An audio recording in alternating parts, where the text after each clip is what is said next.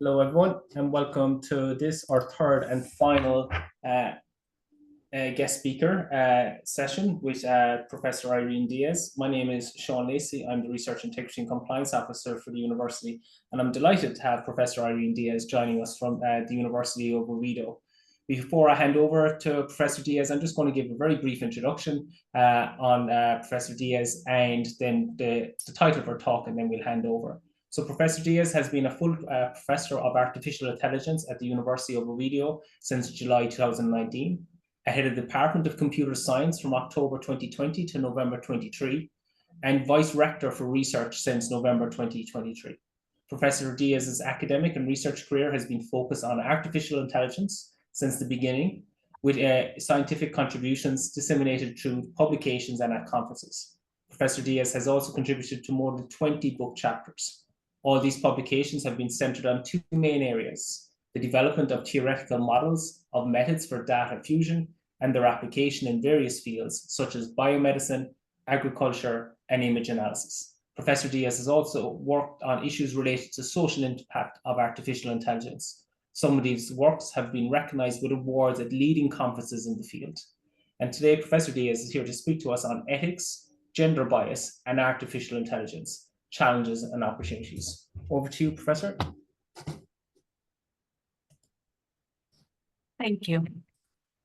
Let me share the presentation.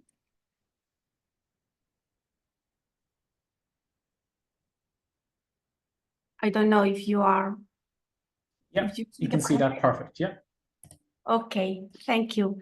Thank you very much for inviting me to this activity and to participate in your program. The title of my talk is Ethics, Gender Bias and Artificial Intelligence, Challenge and Opportunities. And I will also to talk about the risks and some kind of issues related to artificial intelligence. So first of all, I would like to make a very, very short introduction about artificial intelligence. Of course, not from a technical point of view, but just for us to know in which point we are. So the first thing is that we don't have a formal and universal definition of artificial intelligence at this moment. Because it's a quite complex concept. The more recent definition and well-accepted one is the one provided for the European Commission, and it defines artificial intelligence as a field of computer science that is focused on systems that can perform tasks that normally require human intelligence. This is the point, that normally this kind of tasks require human intelligence to solve them. So just a very, very short recall of how we arrived here. The starting point is this, I assume you all know Alan Turing, which is a very famous mathematician that is considered the father of computer science in a broad sense, or at least one of the fathers, but also the father of artificial intelligence, because he designed in the middle of the last century one of the starting points of artificial intelligence. It was the famous Turing machine, but also, and what is more important, it started the path we follow in artificial intelligence, which is a very, very young field of work. And one of the first things he introduced is what we call the Turing test. The Turing test is something, some conception he introduced to be used when we could be able to design machines as intelligent as humans. So we are now in the point. I don't know if we are now, but many people think that we are now in a point where machines make things in a way that could be considered intelligent from a human point of view. So he was very enthusiastic with this approach, and he introduced a test in which he told that if we are talking, for example, with someone or with someone or some other kind of object that we don't know if it is a machine or a human. If we human are not able to know if what is behind and we can't see it is a machine or a human, then this object can be considered as intelligent as a human. The Turing test is something that now is being used, for example, in CAPTCHA codes. In the acronym of CAPTCHA, we can see the Turing test or the word Turing. And this is something that when we interact with computers, for example, to buy something in a platform through the internet, we usually use the Turing test. So we use many, or we see many things in many situations. We are required to fill something or to identify some images to decide if what is interacting with computer is a machine or not, no? For example, bot or something like that. So this is the starting point of artificial intelligence in the last century, and the point in which we are now is that artificial intelligence is becoming more and more present in our lives. And this is because not only because the algorithms, the intelligent algorithms or the algorithms we know as artificial intelligence-based algorithms, but also because we have very, very powerful infrastructure computers, and we have also data. The availability of data is very, very, very important now. We can obtain data from many different sources, and the amount of data we obtain it is very, very great. So in this context, we are using artificial intelligence for many things. We use artificial intelligence almost for everything. Just for showing you some examples, we can use artificial intelligence, for example, for reconstructing images, or to paint. For example, here we have an example of it's a reproduction of this picture, but with different styles. Or we can obtain pictures just for a textual definition of the content of the picture. We can use artificial intelligence also for writing. Not only the famous ChatGPT, we have many different engines that are very useful in all the issues related to the text processing. We can use artificial intelligence in many different domains. For example, in manufacturing, in many chains, production chains. And we can use it also in education, in medicine, in all the industry. So artificial intelligence is now in our world. Is of course in our mobile. So it's very important to know which is the context and how artificial intelligence works to understand some concepts related to the gender gap, for example, and other gaps that artificial intelligence can amplify if we don't use it in a proper way. One of the questions we usually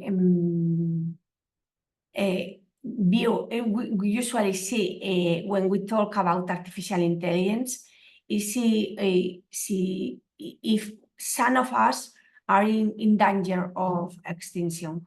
Some of us in the sense of the work we develop, for example, teachers, for example, writers, for example, journalists, some specific medical actions. So for sure, maybe many of these works will disappear, but what we should think is that for sure it is necessary for many of these works to introduce artificial intelligence, to reinvent our works, because artificial intelligence is now here. One of the other questions we usually see in artificial intelligence is about the mistakes of artificial intelligence. Is artificial intelligence wrong? When is it wrong? Why is it wrong? So the answer is that many of the mistakes that artificial intelligence produces included the gaps, the gender gaps or race gaps, are produced by human mistakes, by mistakes produced by a bad design in the artificial intelligence system, or mistakes produced by data. I have here an example of one company that design an artificial intelligence system for price prediction, but the accuracy of the prediction was not good, so the error rate was very high, and overestimate the prices, and the company closed due to this kind of things. Another famous example is one from Amazon that designed an artificial intelligence from recruitment of personnel, and they used historical data they have from the people who applied to work there, but they don't analyze the data in a proper way, and they have many data from men, and the problem was that this is a clear example of the gender gap. The problem was that the system automatically rejected curricula from women. And it was a reputational problem also for Amazon. Another question we see when we talk about artificial intelligence is if artificial intelligence is dangerous. So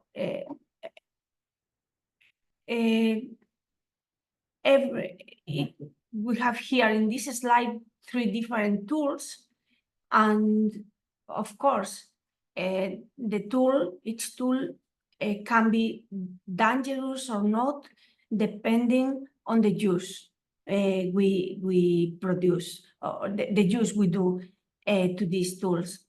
The artificial intelligence is the same. Artificial intelligence is a tool, so it depends on the use we consider for artificial intelligence.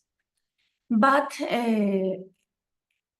artificial intelligence produces many times this kind of questions.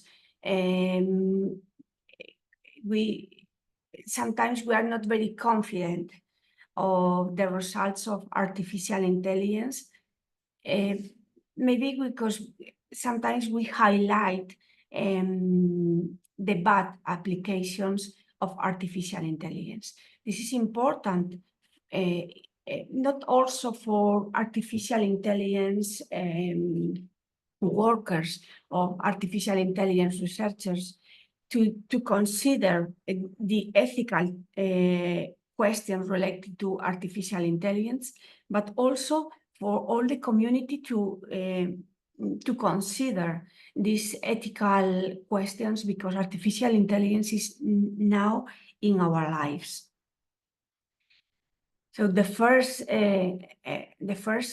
question I would like to introduce related to the ethical use of artificial intelligence is that it is related to responsible artificial intelligence. And what is responsible artificial intelligence? This is a system, an artificial intelligence system is responsible if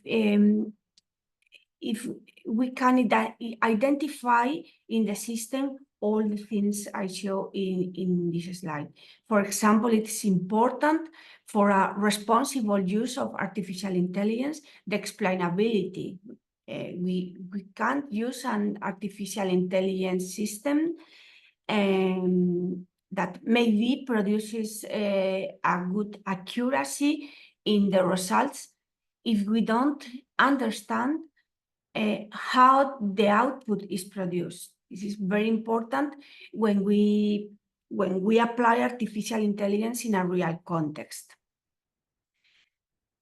What kind of things we are doing for obtaining responsible artificial intelligence? First of all, we have legal issues.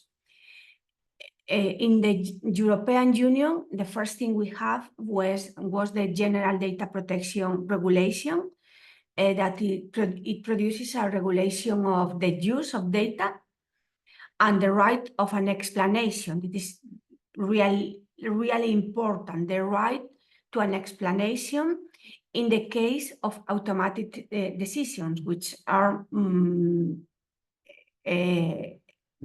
the decisions that artificial intelligence usually take. And with the aim of achieving transparent artificial intelligence that avoids discrimination based on race, sex, state of health, and many other things. Here, transparent artificial intelligence does not mean that any user can understand each step the artificial intelligence system follows. Transparent artificial intelligence means that a user must understand why the decision is taken. not the intermediate steps the artificial intelligence system follows, because this is very technical and sometimes it's almost impossible to establish a path between the input and the output of the system. In addition to the General Data Protection Regulation, the European Union has recently approved the Artificial Intelligence Regulation Law. We don't know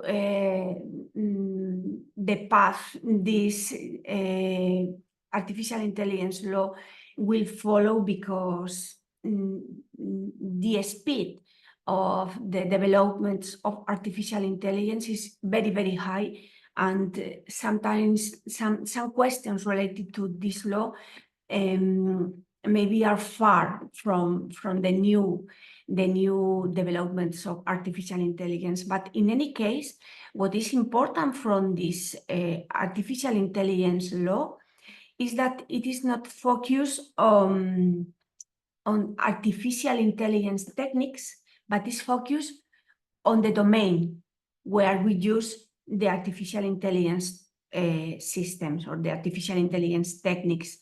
In this sense, it established 4 levels of risk, and we have an acceptable risk that is it is identified to all the applications that are expected to pose significant threats to health, safety, or fundamental rights of person. For example, massive vigilance in the streets. The next level of risk are all the artificial intelligence systems that are used in health and in education, in recruitment, in critical infrastructure management, and in law or justice. So in these domains, we have to take a special care, because we have to follow a special procedure to use the artificial intelligence systems in this domain. Then in the third level, which is the limited risk, there are all the domains related to where the only thing we ask or we require to the artificial intelligence system are questions related to quality, transparency, human oversight, and safety obligations. And in any case, the applications with minimal risk must be evaluated before being placed on the market. So we have this level of risk, and depending on the domain, and even inside a domain, for example, in health, it depends of the application itself to decide if we can't use it or we can use with some preventions. So to get responsible artificial intelligence, we have to respect for applicable laws and regulations, depending on the country, to compliance with ethical principles and values. And for sure, the algorithms we use, we have to be sure that they are safe and they are robust against attacks. Another important thing is in responsible artificial intelligence is the transparency of artificial intelligence, what is in some sense similar to explainable artificial intelligence. The key thing here is that the systems must provide an explanation. So it is not necessary to know how the system is designed, but the system must provide an explanation of the reasons for any decision. In the same sense, this explanation should be accurate, and we have to establish the knowledge limits of the system. Just to show you what is exactly explainability.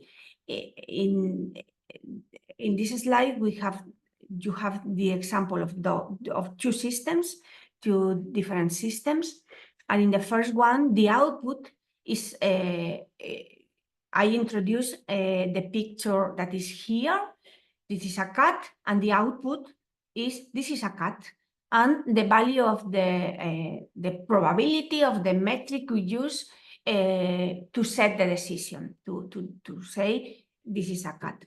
In the second system, we produce the same output, this is a cat. But in addition to the output, and instead of providing a number, we explain why we take the decision over the input example. We say that this is a cat because it has some features that the artificial intelligence system identifies. So in this sense, we can understand why or why not, for example. And this is very important to understand also the different gaps we can provide with artificial intelligence. And very related to these gaps are the different bias we can cope with in artificial intelligence. We have to consider that some of them could be intentional, but also unintentional. But even if they are unintentional, we have to design the systems to focus or to design attention mechanism in the systems to prevent these unintentional gaps. And another thing we could do to prevent this kind of gaps is to avoid also math washing. What is math washing? Sometimes when we produce an output, we think that if we see a number or some kind of mathematical expression, and then as maths are objective, we can assume that the output is also objective. But sometimes it's wrong, because mathematical expressions not always are objective. In a formula, in a mathematical expression, you can introduce also gaps and different bias. So it's important to avoid math washing.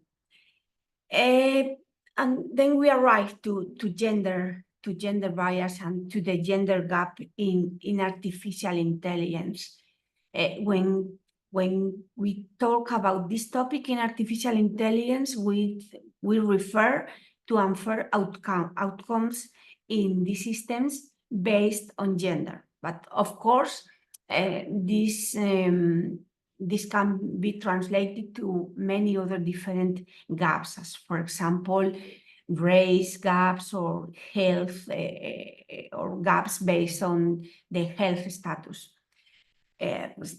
We can find many examples, but for example, those including virtual assistants and recruitment algorithms, where we arrive to systems where gender stereotypes are reinforced, and this is what we should avoid.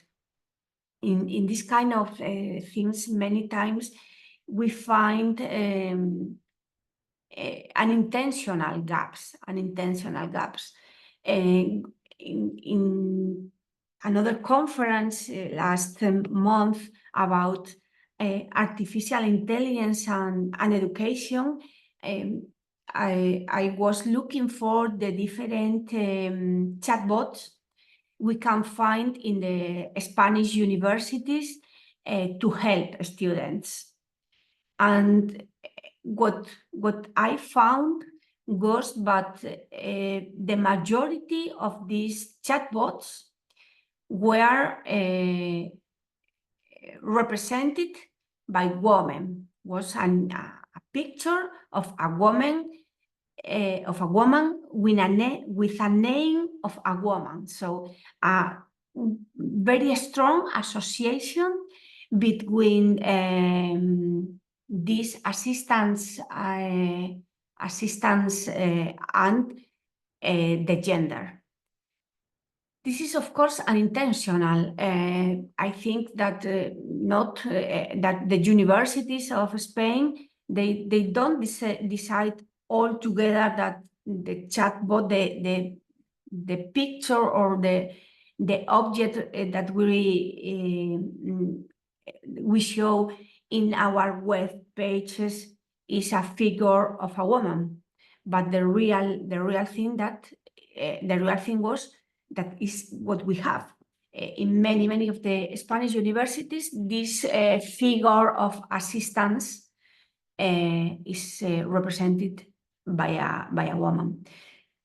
And the real important thing that not only artificial intelligence in general,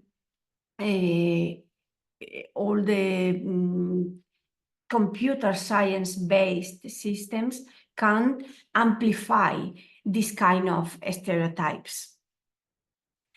I have here one example that we can consider a gender gap.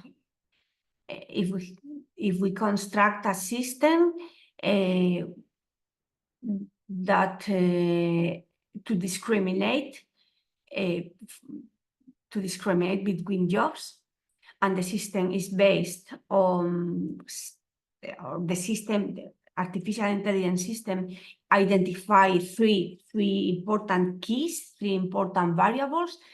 For example, the upper body strength, the habitual clothing, and the undergrade major. And if we know that all these variables are correlated with gender, then the question is it fair to use them as a basis for employment? The answer, of course, is not, because the gender gap is here, is absolutely is straightforward. For example, we have here another example, very old, that women we are being admitted to Berkeley at a far lower than men. But women, maybe because that, due to that, women were applying to departments with lower access rates. But within each department, the admissions rates for men and for women were the same. So how come? Is it fair? No, actually no, because the percentage or the distribution of women and men that apply to the department was not initially the same. So there are examples that we can find also in artificial intelligence. For example, artificial intelligence avatar that produced sexualized images of women, but not for men, only for women.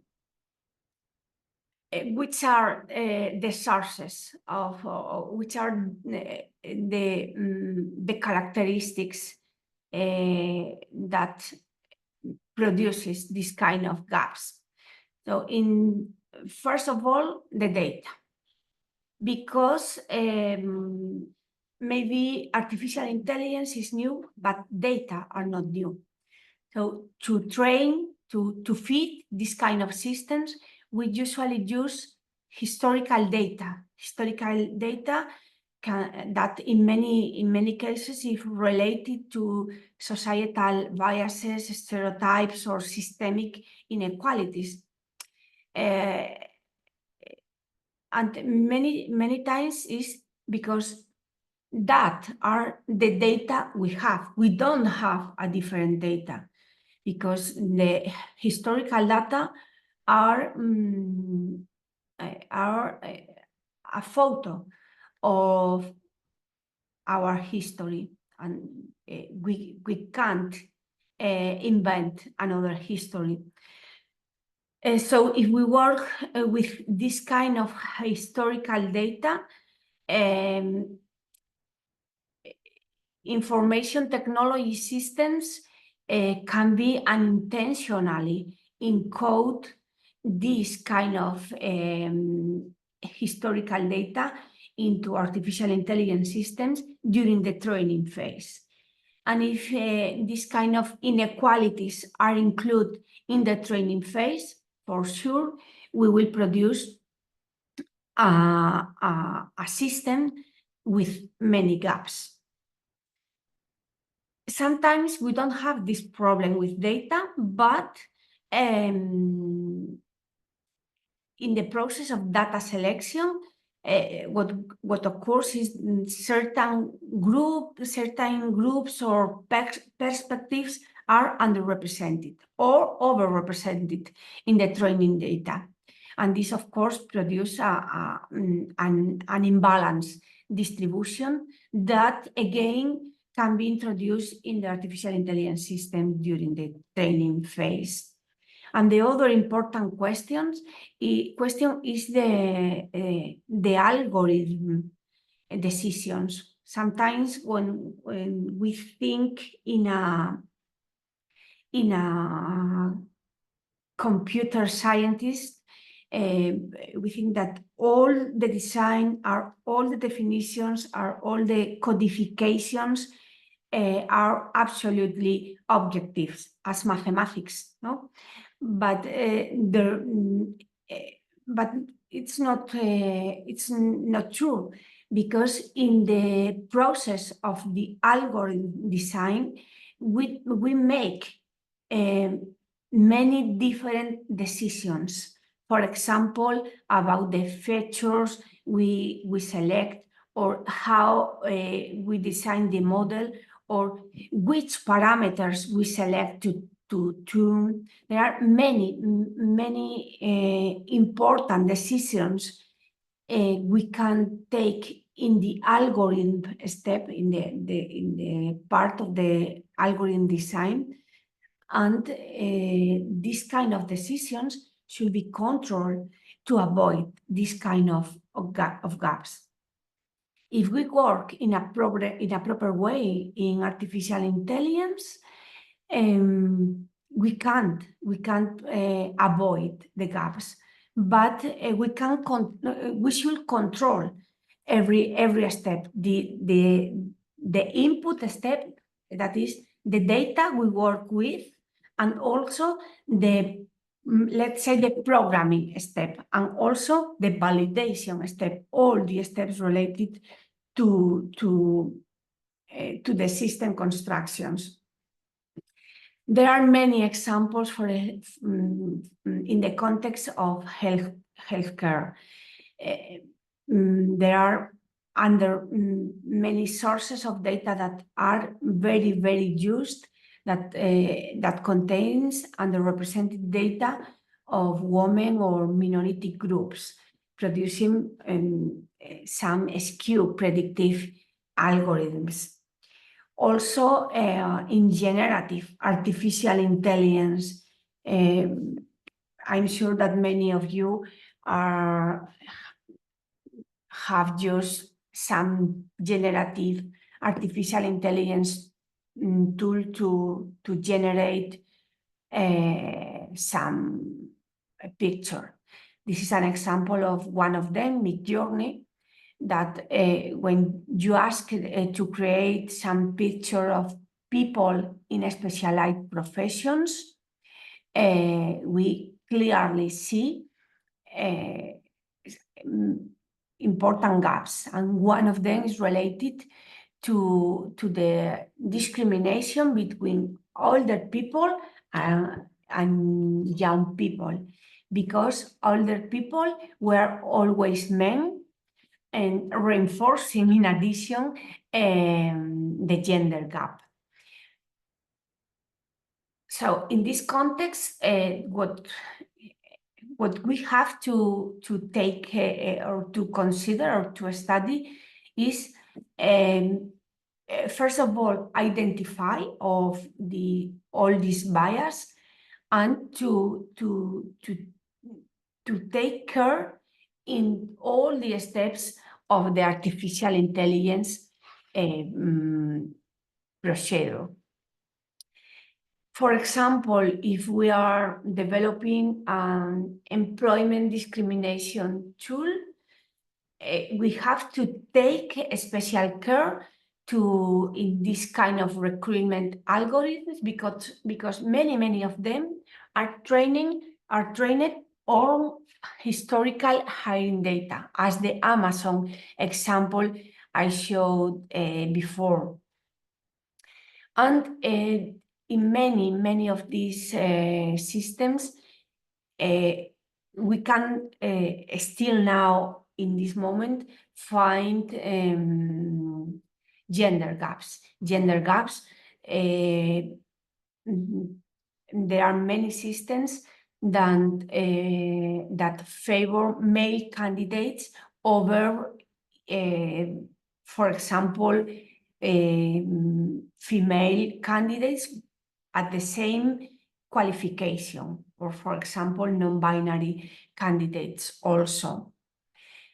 This is important also to work on racial bias. For example, there are many facial recognition systems that were analyzed, and we find the higher error rates are produced when we identify different, for example, Black individuals compared to white individuals.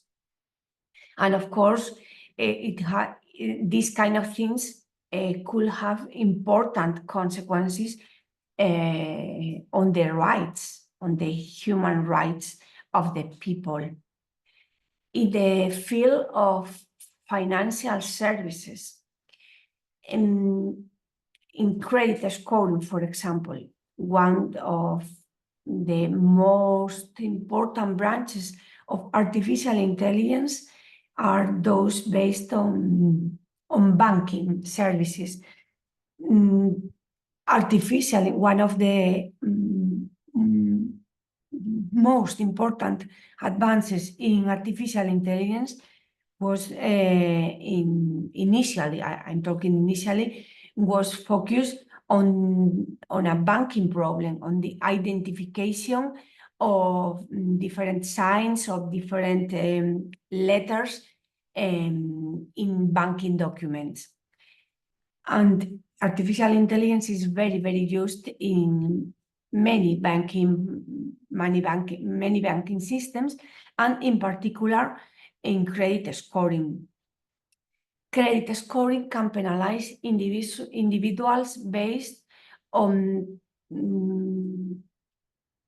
very common variables. For example, the place where you live, and other proxy variables that many times are related to the race, to socioeconomic status, to the civil status, for example, monoparental women. So we have to prevent this kind of systems also. How artificial intelligence can help in these kind of things? Before designing the system, we have to make a very deep analysis of the correlation between apparently inoffensive variables, for example, the zip code or some other kind of variables, and the usual gaps we can find, for example, the gender gap or the race gap. Healthcare inequalities we can find. It's very important in healthcare. Healthcare is another field where artificial intelligence is very important and is becoming more and more important because we use artificial intelligence systems for many different things. For example, for an initial discrimination of some illness, to decide if we use some treatment or not, and for many things related to the management of healthcare.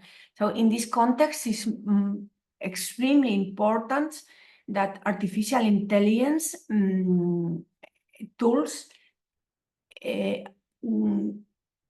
are trained using datasets that lack diversity. So it's very important for artificial intelligence tools in this case in the healthcare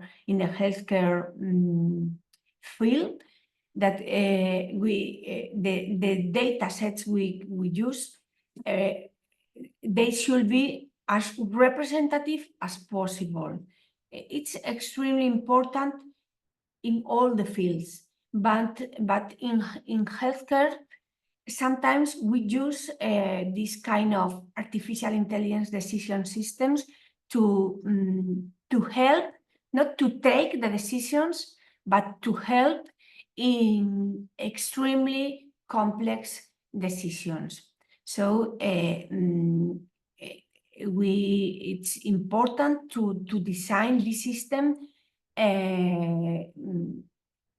avoiding misdiagnosis or inadequate treatment, especially for minorities.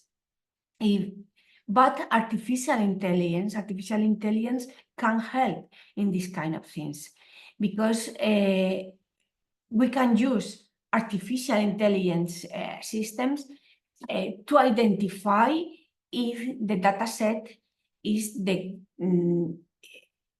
data set that contains or that is enough representative to solve the problem we are trying to solve. In education is another field where artificial intelligence is a revolution. I'm talking about education, about health, that is about fields that are identified by European Union at almost the highest level of risk in the use of artificial intelligence. I see artificial intelligence in education as a big challenge.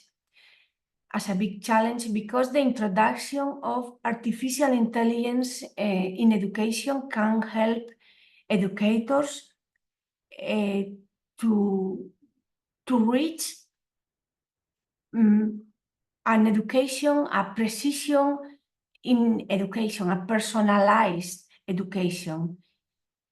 We frequently use the term of precision agriculture or medicine of precision, but in the context of education, I think we will reach a personalized education, education with precision, where we focus on each individual, on each student, and we could, with the help of artificial intelligence, adapt all our interaction with the students to each particular student, to the situation of each particular student. But this is not easy. This is not easy because sometimes we try to introduce artificial intelligence tools in education, for example, for admissions, but also in the school to help us in the process of teaching and learning.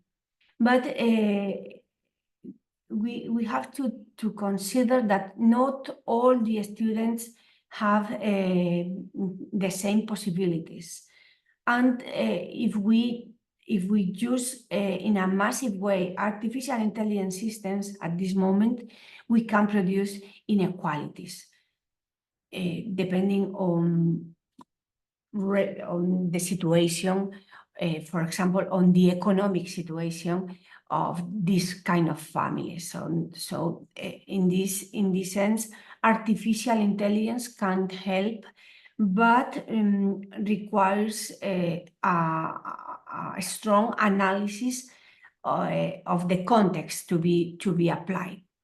So what are the main ethical concerns? Artificial. Professor, sorry, just to let you know, we're just kind of coming up onto time there, maybe around. Yes, I'm finishing. Okay, brilliant. I'm finishing. Thank you. So what are the Sorry, no, ethical concerns we have to consider? That each artificial intelligence system we put in the market or in the society has an impact on social equity. We can artificial intelligence is very useful, is very helpful, but we have to consider all these kind of things are introduced to avoid this inequality. Because if we don't consider these kind of things, artificial intelligence can't amplify these discriminatory outcomes. Which kind of solutions we can consider in a general, from a general perspective in artificial intelligence. It's very important to collect representative and inclusive data, to conduct algorithmic audits, and to engage all the ethics during the artificial intelligence development. And then we can, if we follow this kind of recommendations, we can build a fair artificial intelligence, and considering all these ethical regulations, public policies, and questions related to the implementation itself. And then we arrive to this inclusive artificial intelligence that can transform society in a positive way in many fields, but especially in healthcare, in education, and in particular in all the contexts where artificial intelligence can be used. And thank you very much for your attention. Super. Thanks very much, Professor Díaz. That was very interesting, and it's to see the impact that AI has on us in the many areas that it kind of touches on. It was I hadn't thought of the gender bias based on, but when you say it, it makes so much sense based on the historical data we'd have, how that would be so leaned towards male. And that's obviously the algorithms it's using is based on that historical data. That was very interesting. And it's always, I think it's interesting, it's, what you get out from it is only as good or as accurate as what you kind of put into it as well. So that input angle was interesting.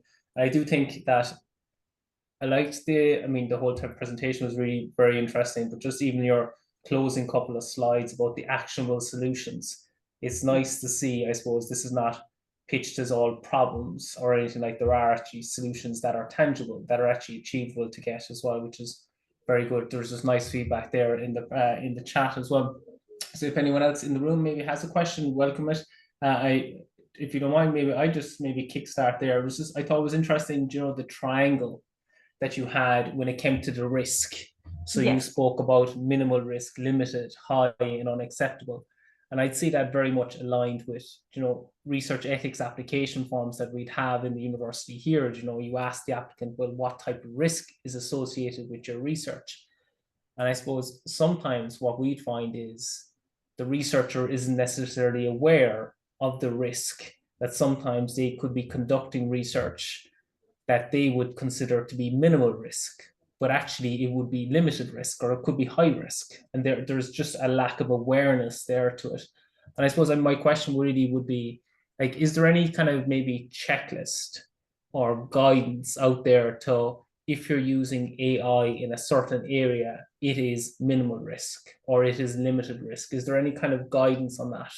Or maybe that's what we're trying to put together. Well, in the artificial intelligence law, it goes deeper in identifying the different level of risks, and especially in the domains where we can use it.